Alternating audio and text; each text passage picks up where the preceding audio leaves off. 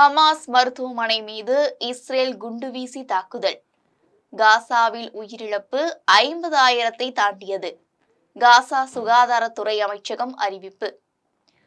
ஹமாஸை தாக்குகிறோம் என்று கூறி மருத்துவமனை மீது இஸ்ரேல் குண்டுவீசி தாக்குதல் நடத்தியுள்ளது. தெற்கு காசாவில் கான் யூனிஸ் பகுதியில் உள்ள நாசர் மருத்துவமனையின் மீது நேற்று நள்ளிரவில் இஸ்ரேல் திடீரென தாக்குதல் நடத்தியது. இந்த தாக்குதலில் அறுவை சிகிச்சை பிரிவு கட்டிடம் முழுவதுமாக அழிக்கப்பட்டிருக்கிறது.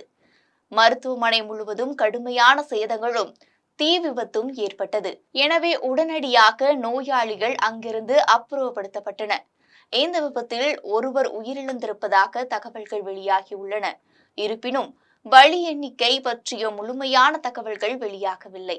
இச்சம்பவத்தை சமாளித்துள்ள இஸ்ரேல், மக்கள் நெருக்கம் அதிகமாக இருக்கும் பகுதியில்தான் ஹமாஸ் படையினர் இயங்கி வருகின்றனர், எனவேதான் நாங்கள் தாக்குதல் நடத்தினோம் என்று கூறியுள்ளது.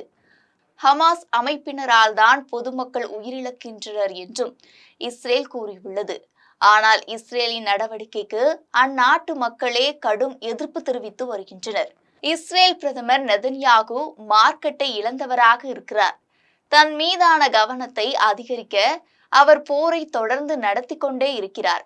தேர்தல் நடந்தால் தோற்றுவிடுவோம் என்பதால் போரில் கவனம் செலுத்தி வருகிறார் என்று சர்வதேச அரசியல் விமர்சகர்கள் கூறுகின்றனர்.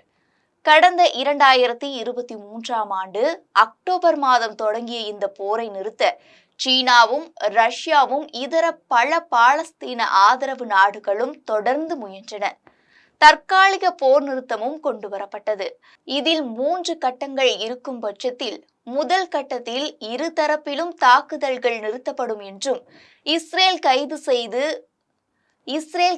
செய்து வைத்திருந்த 2000 பாலஸ்தீனர்களை விடுதலை செய்தது.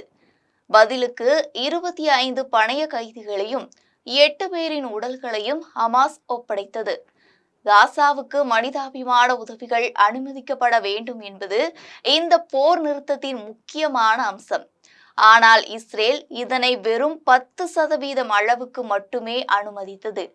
எனவே ஹமாஸ் தரப்பு இது தொடர்பாக தொடர்ந்து வலியுறுத்தல்களை முன்வைக்க தொடங்கினர்.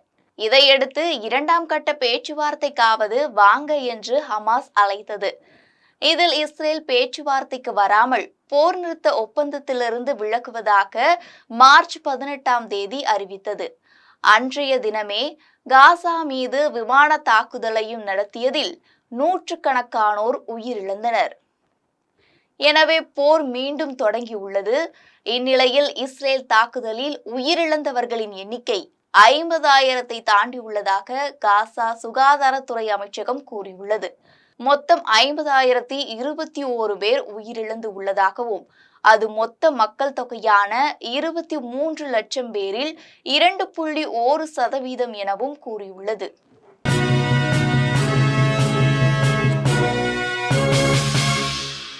உடனுக்குடன் அப்டேட் தெரிந்து கொள்ள ஜெம் டிவி தமிழ் ஆப்பை இன்ஸ்டால் செய்யவும்.